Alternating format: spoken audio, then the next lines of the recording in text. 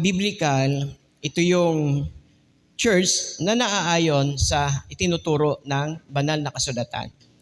That's why, bawat isa sa atin mga kapatid ay nararapat na diligent seeker ng Scripture. Amen. Kasi kung gusto natin mga kapatid na yung ating pananampalataya ay totoo, kailangan tayo mismo ay nasi-search natin. Amen po mga kapatid. Kaya delikado po yung isang samahan o reliyon na hindi binibigyan ng karapatang magbasa yung nasa loob ng kanilang iglesia. So, kung wala po tayong itinatago at lihim, mga kapatid, na inililihim, dapat welcome po ang lahat na magbasa nito. Amen po ba mga kapatid? Praise God. So, napakahalaga po ng pag-aaral ng mga salita ng Panginoon. Madaya ka na sa negosyo, madaya ka na sa ibang bagay, wag lang sa pananampalataya.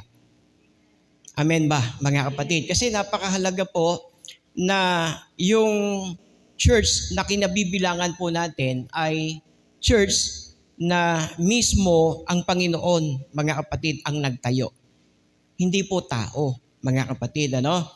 Pag ang nagtayo ay tao, hindi po magtatagal yun. Praise God. Pero kapag ang nagtayo ay Diyos, kahit impyerno pa ang humarang, sabi ng Panginoon, even of the gates of hell shall not prevail against the church. Hindi ho magtatagumpay kahit ang mga pintuan ng Hades ay harangan ang church, walang makakaharang sa church, mga kapatid. Amen? Magpapatuloy at magpapatuloy po yung church. Kahit wala na po tayo rito, ang church, kung hindi pa po magra-rapture at patuloy pa rin pong, amen, mag-i-exist ang church ay magpapatuloy yan, mga kapatid. Mawawala tayo, pero ang church, mananatiling church. Amen, mga kapatid. Praise God. And according to our lesson, mga kapatid, about lesson 1, amen, ay sinasabi po rito mga kapatid sa pag-aaral po natin ito, daanan lang po natin mga kapatid para praise God, na ayan, maunawaan po natin na meron pong assignment ang church mga kapatid. At ano po yung mga assignment na ito? Una, amen, ang church ay dapat maging agency ng Diyos dito sa lupa. We are recruiting people not to go to Saudi Arabia. But we are recruiting people to go to the kingdom of God. Everybody say amen. Kaya once na tinanggap ninyo ang totoong church, mga kapatid, amen, your citizen now is in heaven. Everybody say amen. Hindi na po tayo taga rito. Ang ating pagkamamamayan ay nasa langit, mga kapatid. Amen. Kaya ang mga kultura ng kingdom ng Panginoon ang nararapat na magiging lifestyle natin. Our lifestyle should be in the kingdom of heaven. Amen. Because you came from heaven. That's why when we repent, tayo ay bumabalik lang, mga kapatid. Amen. Saan? Sa kaharian ng Diyos. Kasi taga-roon tayo eh. Our Maker is in heaven. That's why you are made in heaven. You are not made in the Philippines. You are made in heaven. Everybody say amen. Amen. O sino po rito? Gawa siya sa langit, mga kapatid. Ang kanyang Maker ay wala iba kundi ang Diyos, mga kapatid. Amen. Praise God. So, meron tayong assignment, mga kapatid, Praise God. At ang assignment natin, ang church ay dapat maging agency, amen, ng kingdom ng Panginoon. Praise God. That's why Jesus said, "Thy will be done on earth, okay, as it is in heaven." Your kingdom come, thy will be done. on earth as it is in heaven. Amen. That's why ang church ay extension ng Panginoon dito sa lupa. Naunawaan niyo po ba, mga kapatid? Praise God.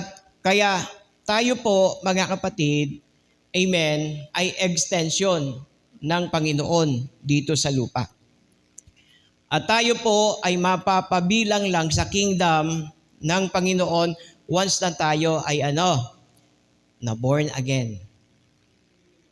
Because Jesus said, unless a man be born again, he cannot see the kingdom of God. And he added, unless a man be born of water and spirit, he cannot enter. John chapter 3 verse 3, he cannot see. But verse 5 ng John chapter 3, he cannot enter into the kingdom of God unless, amen, he or she was born, amen, of water and spirit. Amen. Kaya may bago tayong citizenship. Actually, mga kapatid, nagkaroon lang po ng tinatawag na redemption plan ang Panginoon since na ang tao ay nagkasala. Nung nagkasala ang tao, mga kapatid, kinakailangan talaga niyang maborn again. At magkaroon po, mga kapatid, ng panibagong binhi.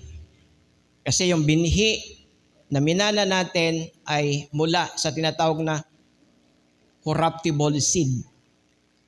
Corruptible. Ibig sabihin, that's why sinasabi ng 1 Corinthians 15, mga kapatid, na flesh and blood cannot inherit the kingdom of God. Ang laman at dugo ay hindi magmamana ng kaharian ng Diyos. Amen. That's why we need to be born again. Amen. Praise God. Ang kahulugan ng born again, mga kapatid, ay born from above. Amen. Kaya once na tayo ay nanampalataya sa ating Panginoon, mga kapatid, ang kapanganakan mo ay supernatural. Amen. Na kapanganakan. Hindi po natural na kapanganakan. That's why si Nicodemo, bagamat guro, isang tagapagturo sa Israel, but he cannot understand about the meaning of born-again experience, mga kapatid. Sabi ni Nicodemo, paano ko may papanganak? Gayong ako ay matanda na. May papasok baga ako bilang ikalawa sa tiyan ng aking ina at muling ipapanganak. Ang pagkakaunawa niya sa salitang born again ay katulad ng isang normal na batang isinilang mula sa sinapupunan ng kanyang nanay, amen, na sinasabi niya, pwede pa ba akong ipanganak uli? Maipapasok, yung ngang sanggol ka pa lang, hirap na hirap ang nanay mong ilabas ka, yung malaki ka na. Gusto mo pang pumasok sa loob ng bahay bata ng nanay mo at ipapanganak ka? Hirap na hirap na. hirap na nanay natin na isilang tayo. Yung papasok pa tayo, mga kapatid, at ipapanganak muli. Iyon ang pagkakaintindi ni Nicodemo. That's why Jesus is telling us about spiritual, amen, born again. Amen. And that is born from above. Amen. Kaya once na tayo ay nanampalataya na ang binhi na siyang salita ng Diyos ang siyang naging dahilan kung bakit tayo ay maisilang. Unless, amen, the seed, okay, yung binhi ng salita ng Panginoon ay maitanim sa ating puso, amen, hindi ho tayo magkakaroon ng supernatural birth, mga kapatid. Amen. So, as part of God's agency, mga kapatid, you must know your purpose. Dapat alam mo yung purpose. Alam niyo, ang isang taong walang alam kung ano bang purpose na meron sa kanyang buhay, ay isang taong walang direksyon. Amen ba mga kapatid? Hindi alam kung ano ang gagawin at ano ang misyon na meron siya. Praise God. So, kailangang malaman natin na meron tayong purpose.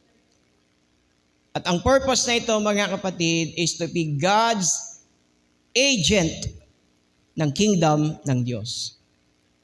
Yan. So, purihin ang Panginoon, mga kapatid.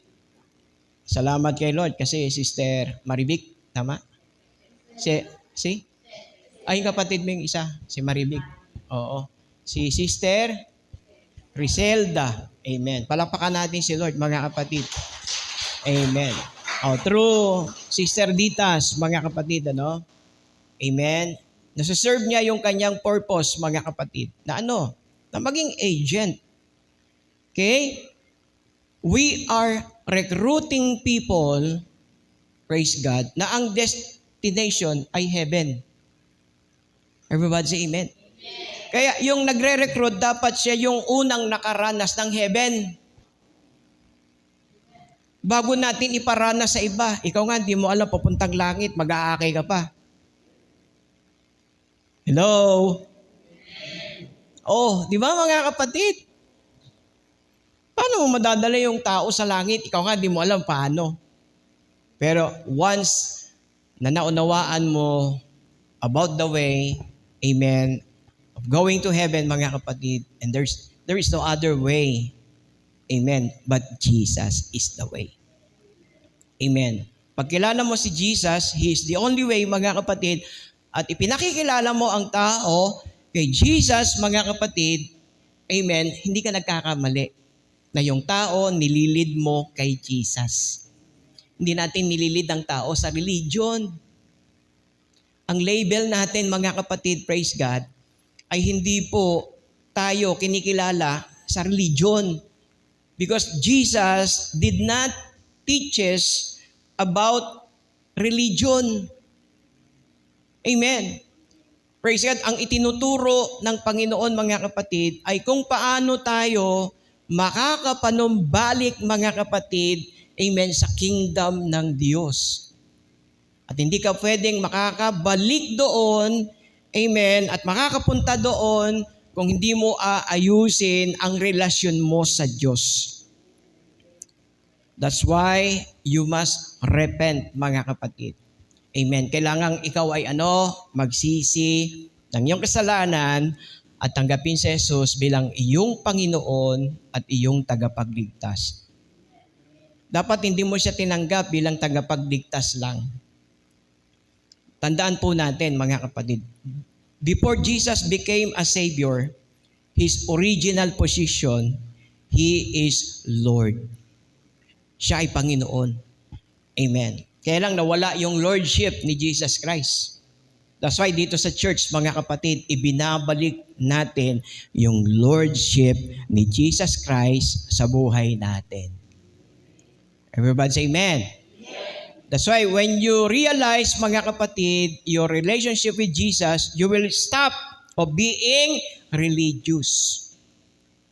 Okay? Titigilan mo na yung pagiging isang taong religyoso, mga kapatid. Yung religyoso o religious ay mabait. Ang problema sa religious person, mabait nga, hindi naman masunurin sa Diyos. Ang hinahanap ng Diyos, hindi yung mabait. Kasi kung mabait lang, mga kapatid, ang pamantayan, lahat tayo masasabing mabait tayo. O meron magsasabi rito, salbahe siya. Mga kapatid, si Jesus nga nire-recognize yung isang ama na bagamat masama, kayo, sabi ng Panginoon sa Luke chapter 11, bagamat kayo ay masasamang ama, pero pag humingi ang inyong anak, hindi nyo binibigyan ng masama. Binibigay nyo yung mabuti sa inyong mga anak. Pero hindi po yun ang pamantayan. Ang pamantayan ng Diyos ay yung pagiging masunurin, mga kapatid. Amen. Hindi yung pagiging mabait, mga kapatid. Dati magsabing amen. Okay? So bakit ang church nag-exist? Mga kapatid, para kanino ba yung church? Para sa atin po yan, mga kapatid. Amen. Jesus established His church, mga kapatid, for the nation. Kung meron pong ilang daang bansa, mga kapatid, amen, ang mundo, bawat bansa, mga kapatid, amen, gusto ng Panginoon na itatag yung kanyang church sa lahat ng bansa. Ngayon, kung magkakaroon man, mga kapatid, ng tinatawag na church ang bawat bansa, dapat hindi po magkakaiba-iba. Dapat ang isang church, mga kapatid, na mag-e-exist sa mundong ito ay dapat apostolic. Everybody say apostolic. Yan, apostolic ha. Hindi alcoholic. Kasi ganyan eh. Sabi nga nung isang Facebook na nabasa ko, dapat ang tatay ay mabuting tatay. Hindi po maboteng tatay. Oo. Maraming tatay ganyan, mabote. Mabote. Kasi ang kanyang mga harap, mabote ng alak. Mga kapatid. Amen. Hindi mabuting tatay. Amen. So the church exists not for heaven but for the nation. Amen. So we are a nation. And our nation is Philippines. Amen. Dapat ang buong Pilipinas ay nasa sakop ng Lordship ni Jesus Christ. Alam nyo, mga kapatid, kung ang bawat tao, ang Panginoon ay si Jesus, walang giyera. Kung ang bawat tao, mga kapatid, ay nasasakop ni Jesus, mga kapatid, walang digmaan. Ang maghahari lang sa mundo, pag-ibig. Kaya kapag ang nag-ahari sa mundo ay pag-ibig, mga kapatid, ang maghahari sa mundo ay kapayapaan. Amen. Alam nyo, hindi lahat ng tao may kapayapaan. Alam nyo kung sino lamang po ang may kapayapaan? Yung may Kristo sa kanilang puso. Na si Kristo ang siyang Panginoon ng kanyang buhay. Kapag si Kristo ang Panginoon ng iyong buhay, mga kapatid, you will stop worrying. Hindi ka mag-aalala. Hindi ka mababalisa. Hindi ka mangangamba. Nandyan kasi si Jesus. Amen. Kaya, ang maghahari sa iyo ay kapayapaan. Imagine, nagigera ng mga kapatid pero hindi nangangamba. Sige lang. Kahit na magkagulo pa. Kahit gaano pa katindi ng lindol na darating, di ako matitinag, di ako matatakot. Kasi alam ko, ligtas ako. Ano man ang mangyari sa buhay ko, alam ko, ligtas ako, mga kapatid. Alam nyo, ligtas kayo. Sapagkat alam nyo, nandyan si Jesus sa puso ninyo. Sige, palakpak tayo kay Lord.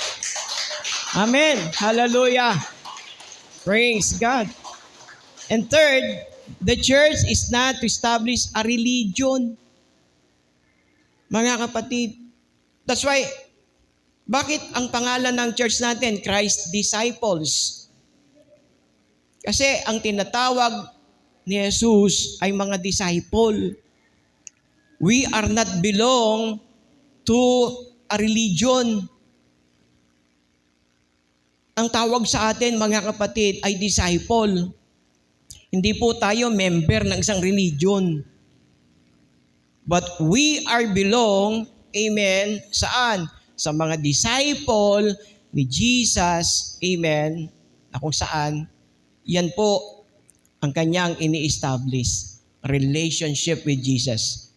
Not a religion, amen, but a relationship, mga kapatid.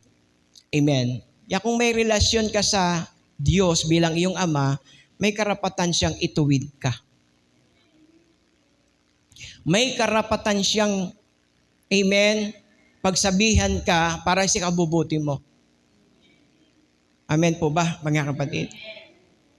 Kaya yung nakakaintindi nito, pag nakakarinig siya ng mensahe, bagamat yung mensahe ay medyo masakit, mga kapatid, pero hindi siya nagdaramdam.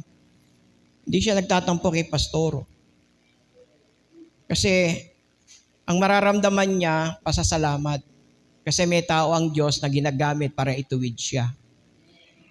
Amen ba, mga kapatid? Amen? Tandaan po natin, sa langit wala nang correction. Sa langit wala nang rebuke. Sa langit, mga kapatid, amen, wala nang pag-aaral, mga kapatid, na ginagawa natin dito. Wala na po itong Bible study, mga kapatid. Yung mga pinag-uusapan po natin, katulad nito, pinag-uusapan natin, mga kapatid, amen, ang mga disciple ni Jesus Christ, pagdating doon, magpe-fellowship na lang tayo sa langit. Makikita natin doon si Paul, makikita natin doon si John, si Dr. Luke, mga kapatid, makaka-fellowship na natin doon, mga kapatid. Amen. Praise God. No, baka sabihin mo kay Dr. Luke, alam mo, Doc, nung nasa lupa kami, pinag-aaralan ka namin eh. Pero ngayon, kasama ka na namin ngayon. Praise God. At syempre, higit sa lahat, si Jesus. Wow! Mga kapatid, amen. Yung ating tinanggap, na sabi, bagamat hindi mo siya nakita, pero nanampalataya ka sa Kanya, ang sabi ni Jesus, mas mapalad ang hindi nakakita sa akin, pero nanampalataya sa akin. Praise God. Amen. So kaya ito po, mga kapatid, amen, the church is not to establish a religion. Kaya tayo, mga kapatid, pag sinabing ano reliyon natin, ano sasabihin nyo? May reliyon ba tayo? Wala po tayong reliyon, mga kapatid. Praise God. Meron tayo relasyon kay Jesus. Anong meron tayo? Kasi kung religion, mga kapatid, bakit pa tayo alis sa religion? May religion na tayo. Kaya lang, kapatid, hindi nagtatag ng religion ang ating Panginoon. Amen. Praise God. Amen. So, number 4, mga kapatid, the church is to be the training program for reigning. Training program. Why we need to have training? Why the church, mga kapatid, should have program, mga kapatid, amen, na ang purpose, mga kapatid, ay for reigning. Amen. Ang isang sundalo, mga kapatid, kung bakit tayo, mga kapatid, ay nagte-training, kung gusto mong maging isang soldier, duman ka sa training. Amen. So, bawat isa sa atin dapat dito, mga kapatid, ay trained. Trained. Imagine, agent ka, mga kapatid, hindi mo alam kung paano iakayin ng tao sa kingdom ni Jesus. Kaya yung mga nagsasanay, mga kapatid, to become agent, amen, someday, mga kapatid, marami kang mare-recruit na mga sinner na magsisisi ng kanilang kasalanan, amen, para manumbalik loob, mga kapatid, sa kingdom ni Jesus. Praise God. Hallelujah. Amen. Tandaan po natin, ang totoong kingdom, hindi po tao ang Kristo, ha? Kasi may kingdom po, mga kapatid. Amen. Nasa Bisaya po yun. Nasa Mindanao pala. Yung isang klase ng kingdom doon. Pero ang Kristo doon, mga kapatid, ay tao. Tandaan natin, iisa lang ang Kristo na nagmamay-ari ng kingdom, mga kapatid. At walang iba kundi si Jesus Christ. Everyone say amen? Number 5, mga kapatid, the church is designed to equip the believer to lead in his area of gifting domain. I believe lahat tayo, mayroon tayong mga gift mula sa Panginoon. Amen. Magkakaiba-iba man tayo ng gift, mga kapatid. Praise God. Pero soul winning and evangelism, it is not a gift. Hindi po gift yan. Kaya wag nating sabihin, naku pastor, hindi po ako gifted sa evangelism at soul winning. Bakit tayo inutusan mga kapatid? Amen. To go. Lahat tayo. Sabi ni Lord, go and make disciple. Amen. Ano pinagagawa? Yun po yun, no? Agent, God's agency. Ano ibig sabihin po nun? Dapat tayo ay disciple maker. Lahat yung magsabing disciple maker. Disciple maker. Kaya ako ay, sabihin natin, ako ay disipulo ni Kristo. Amen. Kaya kung ikaw ay disipulo ni Kristo, amen, you are trained to be a disciple, someday, amen, mangyayari na ikaw mismo ay magiging disciple maker. Everybody say amen. Pag hindi ka naging disciple, iba ang gagawin mo. You will be a troublemaker.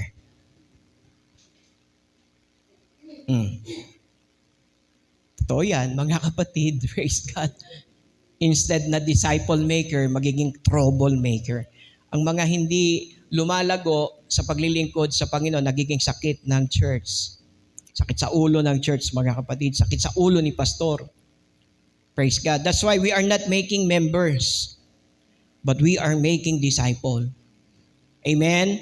Ang member, mababaw po ang pundasyon ng kanyang pananampalataya. Ang disciple, mga kapatid, malalim ang pananampalataya at pundasyon sa Panginoon. Tingnan niyo po ang pagkakaiba ng member sa disciple. Praise God. Parehas pong itetest yan. Amen. Bawat isa sa atin, mga kapatid, ay itetest. At malalaman mo, kapatid, na malalim ka na sa Panginoon pag naka-experience ka ng trials. Do you remember the message last week, mga kapatid? About remembering our purpose through the life of Paul. Amen. Na bago tayo, mga kapatid, praise God. Amen. Makikita ng Diyos na talagang tayo ay nagniningning na katulad ng isang alahas, mga kapatid. Bago po ito naging ganito ka ningning, dumaan muna to sa apoy. Everybody say amen. Praise God. Ang isang mananampalataya ng Panginoon, maring hindi siya pararaanin ng Diyos sa pagdadalisay sa apoy, sapagkat, amen, habang tayo ay dinadalisay ng Panginoon sa apoy, alam niyo ba yung apoy, ang fire ay nagre-represent ng mga trials sa buhay. Amen. Ng mga pagsubok, mga kapatid. Amen. Kaya kung ang isang mananampalataya, siya ay nakaka-experience ng trials, mga kapatid, ibig sabihin yan, dumaraan siya sa pagdadalisay ng Diyos. Kaya tanong ng isang babae, Pastor, kailan ba ako magiging dalisay sa harapan ng Diyos? Masasabi raw po, mga kapatid, na tayo ay dalisay na, katulad ng ginto, na kapag yung platero, habang ito ay kanyang pinaparaan sa apoy, yung ginto, pag nakikita niya yung kanyang muka sa ginto, ang ibig sabihin nun, dalisay na ito. Ganon din po ang buhay ng isang mananampalataya ni Jesus. Pag nakikita na ang mukha ni Kristo sa mukha mo, doon, kapatid, nakikita na ikaw ay dalisay na. That's why, ang purpose ng Diyos, mga kapatid, ay hulmahin tayo. Hubugin tayo, mga kapatid. Amen. Sa imahe ng ating Panginoon. Nang dapat nakikita sa atin, mga kapatid, ay yung image ni Jesus. Amen? Na kapag ang isang mananampalataya, despite of trials, mga kapatid, amen, ang nakikita sa kanyang mukha ay si Jesus. Praise God. Alam niyo ba ang isang mananampalataya na kapag si Jesus nag-ari sa kanyang puso, bagamat punong-puno siya ng problema, pero parang hindi halata. Bakit? Kasi ang nagre-reflect sa mukha niya ay si Jesus.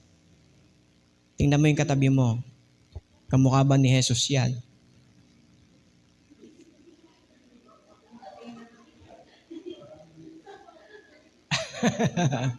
Ayan, pangalan nito? Si Edu, yan. Masipag na umaatin niya si Edu. Palakpakan natin si Lord. Oh. Kasama yan sa hinuhubog ni Jesus, mga kapatid. Sige. Bigyan ng Bible yan. Amen. Praise God. Okay, mga kapatid. Okay? We are designed to equip. Yan. Hindi pwedeng hindi ka dadaan sa equipping. Yung ayaw magpa-equip, hindi lalago. Yung ayaw magpa-equip, mga kapatid, tandaan nyo ha, makikita mo ang sarili mo na ginagamit ka na dito sa ibabaw ng pulpitong ito kapag nadidevelop ang karakter ni Kristo sa buhay mo. That's why ngayon, mga kapatid, hindi ho tayo pwedeng basta-basta lang nagpapatayo, mga kapatid. Ano? Kasi una, dapat ang tatayo rito ay magiging blessing, mga kapatid. Praise God. Mahirap kayo magpatayo rito. Lahat ng sasabihin, mga reklamo sa buhay, mga kapatid. Praise God. Pag kami bago tayo, bisita, nakapakinig ako. Instead na ma-encourage mo, na-discourage mo tuloy. Praise God. So lahat ng sasabihin natin dito, mga kapatid, kahit may mabigat na dinadala ka, pero dapat ang namumutawi sa labi mo, katulad ng sinasabi ni Job. Ang bigat ng problema ni Job, mga kapatid. Pero kailanman, si Job ay hindi nagsalita ng anumang laban sa Diyos.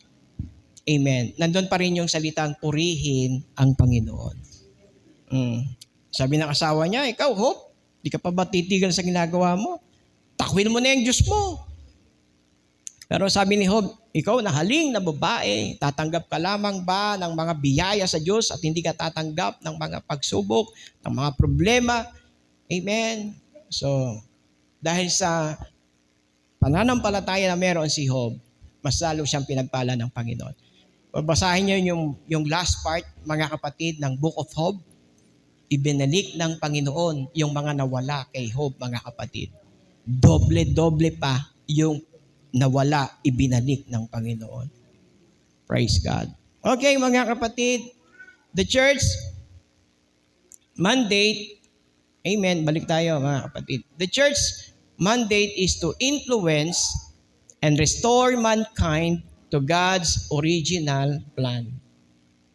Ano ang mandate ng Panginoon? To influence and restore mankind to God's original plan.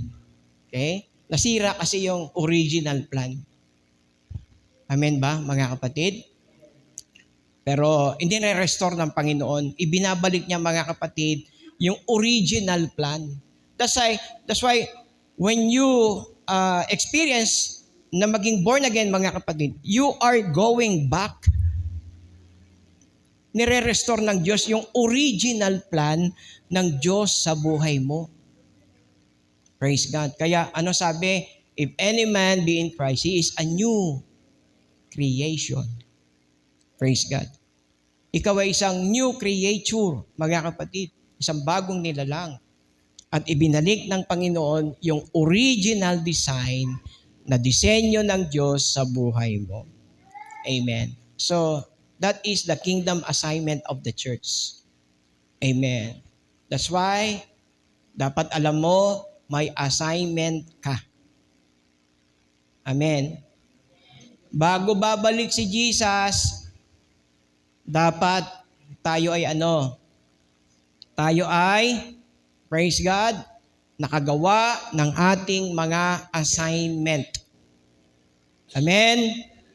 And your assignment is magiging isa kang agent. Kumbaga magiging Yung magiging pasimuno ka. O kung merong tao, mga kapatid, na gagamitin ng Diyos sa lugar na ito para may mga taong magbabago dito, okay? At magtataka yung mga tao, bakit nagbago ang taong ito? Sino kaya ang nag-influensya sa taong ito para magbago ito? Ikaw ang patatawag sa barangay. Anong ginawa mo sa taong ito? Bakit nagbago to? Di mo maganda kung ganun? Patatawag ka sa barangay pero magtataka sila. Ang itatanong sa'yo, anong ginawa mo? Hindi dahil gumawa ka ng masama, kundi ang ginawa mo ay kabutihan dahil sa iyo, yung taong masama ay nagbago. Bakit? Na-influensyahan mo eh. Praise God. Tayo ay agent, mga kapatid eh. Kaya tama yung sabi ni Jesus, you are the light of the world. Kapag meron kang liwanag, mai-influensyahan mo yung taong nasa dilim. Hello? Praise God. Kaya dapat sa lugar nyo, nagliliwanag kayo. Pero kapag ka nag-share ka ng gospel, maniniwala sa iyo tao. Share pa ito. Laman naman ng tong itad.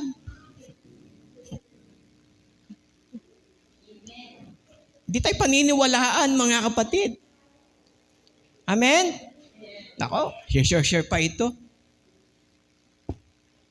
Kala mo, totoo yung timbangan. Nung kinilo ko sa ibang timbangan, kulang na isang guhit. Tapos, share ako ng gospel. Mandaraya pala to. Di ba? Praise God. So, paano natin sila mai-influensyahan? Paano natin madadala ang tao, mga kapatid, kung yung liwanag mo, kukunti lang ang ilaw? Amen. That's why, mga kapatid, kinakailangan magparingas tayo. Magparingas tayong mabuti ng apoy, mga kapatid. Amen. At tayo ay kinakailangang magpadalisay. Everybody say amen.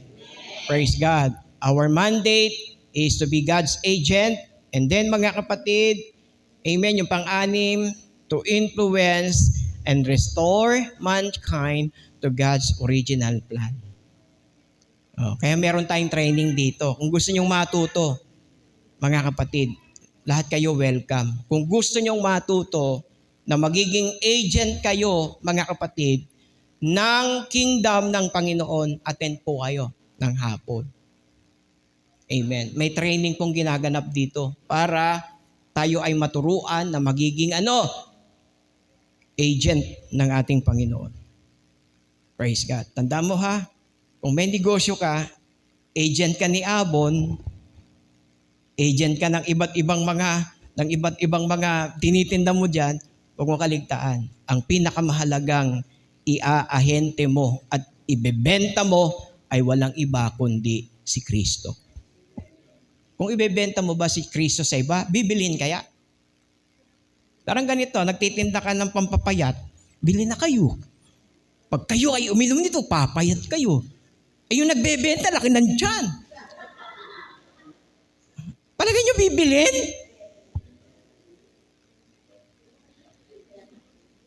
Papayat kayo kapag ay gaganda ang kutis nyo.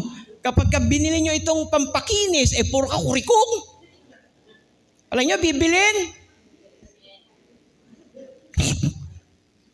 Kahit ako, bentahan nyo ako ng ganyan, di ako maniniwala Ha? Bakit ikaw? Hindi ka pumapayat. Bakit ikaw? Hindi ka kumikinis. Puro ka bakokang. Praise God. Big sabihin, mga kapatid, pag binenta mo, bibilin. Bakit? Una, nakikita sa buhay mo. Ganon ang pagiging agent sa kaharian ng Diyos. Ang unang-una, amen, dapat maka-experience ay walang iba kundi tayo. Amen ba, mga kapatid? Amen. Praise God. So, dami nating matututunan dito, mga kapatid. Kaya gusto kong balik-balikan ito Alam nyo, amen, ang salita ng Diyos hindi mauubusan ng katas. Mga kapatid, amen. Patuloy po tayong makakakuha ng sustansya. Praise God. That's why, bakit mga kapatid, amen, nag-aaral po tayo ng ganito sa loob ng church. Tingnan ko lang oras ko mga kapatid. 5 minutes na lang po. Amen. Una, mga kapatid, upang i-provide ang apostolic atmosphere. Makikita nyo na apostolic na kayo kapag hindi po kayo tahimik. Kapag ang inyong pakikinig sa salita ng Diyos, amen, hindi na po kayo sinasabihan ni pastor, mag-amen kayo, pumalakpak kayo, amen, at i-glorify nyo ang Diyos. Alam nyo, yung magandang pag-glorify, na kapag kayo papalakpak, tumatayo kayo. Ang ibig sabihin nun, mga kapatid, sa pagtayo nyo, nire-respeto nyo yung hari ng mga hari. Kung si Digong po, o kaya si Bongbong Marcos, mga kapatid, pagpasok pa lang dyan, no, ngayon po, ang ating speaker ay ang ating ginagalang, walang iba, kundi ang ating magiting na Pangulo ng Pilipinas, walang iba kundi si President Bongbong Marcos. Tayo agad, tapos papalapak tayo. At hindi tayo upo hanggat hindi sinasabi ng presidente, po na po tayo. Mananatili kang nakatayo. Bakit? Nagbibigay ka ng respeto sa presidente. Kapatid, ang pinaparangalan natin dito, Pangulo ng mga Pangulo. Hari ng mga hari. O parang wala tayong respeto, parang ayaw yung tumayo at palakpakan yung hari ng mga hari. Praise God. O parang nakatingin lang kayo sa akin, mga kapatid, anong gagawin nyo? Anong gagawin? Yan, Sir Ami, tumayo. Yan, mga kapatid. Praise God. Ganyan ang apostolikong sumasamba sa Panginoon, mga kapatid. Hindi po patay ang Diyos na pinaglilingkuran natin. Amen. Ang Diyos ay buhay, mga kapatid. Kaya't nararapat lamang buhay ang ating pagsamba sa Panginoon, mga kapatid. Hallelujah. Amen. Praise God. Sige po, upo na po tayo. Natuwa si Lord sa inyo, mga kapatid. Dapat maging kultura natin yan, mga kapatid. Maging kultura po natin yan. Praise God. Amen. Huwag tayong papayag, mga kapatid, na hindi po maririnig ng mga tao na ang lugar na ito ay church ng ating Panginoon, mga kapatid. Amen. Praise God. Huwag tayong patalo sa sabungan. Mas maingay pa ang sabungan kaysa sa mga born again. Huwag tayong papayag, mga kapatid, na maghari. Amen. Praise God. Ang kadiliman, mga kapatid, na ang nag-glorify ay si Lucifer, mga kapatid. Na sa bawat sigaw nila, mga kapatid, no? Sa wala, sa meron, logis, amen, pusyam, no? Hindi po dapat sila ang nagahari. Dapat ang nagahari ay ang mananampalataya ng ating Panginoon, mga kapatid. Praise God. Hallelujah. So, binabalik po natin ang apostolic. Amen? That's why ang ministry ni Pastor, mga kapatid, mula nung naunawaan ko ang mensaheng ito, dati ang alam ko lang, pastor ako ng church na ito. But when I realized, mga kapatid, amen, ang church ay itinatag ng Panginoon. Amen. Saan? Sa pundasyon ng mga apostoles. Amen. That's why, mga kapatid, the apostolic ministry, amen, ay dapat hindi namamatay. Dapat ito ay patuloy na nabubuhay. That's why you are an apostolic. Everybody say apostolic. Apostolic. Amen. You are an apostolic. Amen. At dapat ang isang buhay na mananampalataya, mga kapatid, ay dapat nag-shift na tayo sa pagiging isang, amen, patay na worshiper, ay tayo ay nag-shift sa pagiging isang buhay na worshiper. Amen. So hanggang dito na muna, mga kapatid. Praise God. Yung lesson 2 ay atin pong ipagpapatuloy sa next week, mga kapatid. Amen. Praise God. Palakpakan natin si Lord. Tumayo tayong lahat. Hallelujah. Praise God. Praise the Lord. Habang tayo mga kapatid ay kukuha ng ating Sunday School offering, if you want to bless by the Lord mga kapatid, amen, let's continue to sow the seed. Someday mga kapatid, ang pagtatanim, amen, darating po yung pag-aani mga kapatid. Hallelujah. Praise be the name of Jesus. Okay, let's pray. Heavenly Father, we thank you, O God, for this wonderful learning that we have learned today. Thank you, Lord, na ibinalik mo, Panginoon, ang tunay na kultura ng isang taong iyong nilikha na kung saan, O Diyos, hallelujah, ay naranasan namin na maipanganak muli sa iyong kaharian. I pray na ang bawat isa, O Diyos, na nakaranas ng ganitong klaseng karanasan, I pray na ito'y manatili, O Diyos, sa kanilang mga puso.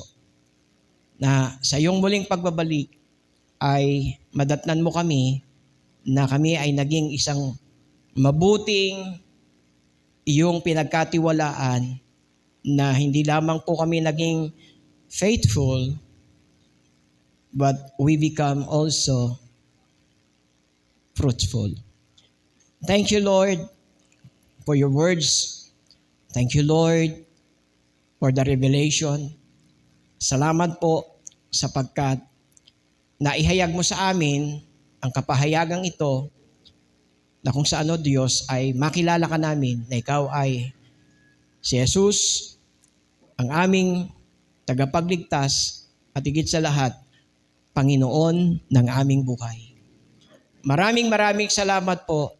Wala po kaming ibang itataas kundi ikaw lamang.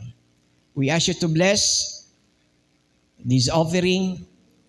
I pray those people, O God, na nagtanim ng mga pinansyal na ito para sa iyong gawain.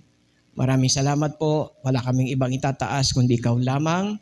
Ang lahat ng papuri ay ibinabalik po namin sa iyo. To God be all the glory. Everybody say Amen. Praise. Okay, break po tayo.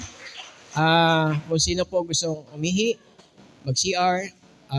Mag-CR na po tayo mga kapatid. Yung gustong uminom, uminom na po tayo para tuloy-tuloy na po tayo mamaya mga kapatid. Na po, praise God. Maganda po na hanggang sa matapos po ang ating divine worship ay hindi po tayo patayo-tayo, kundi dapat tayo ay, praise God, manatili sa ating kinaupuan.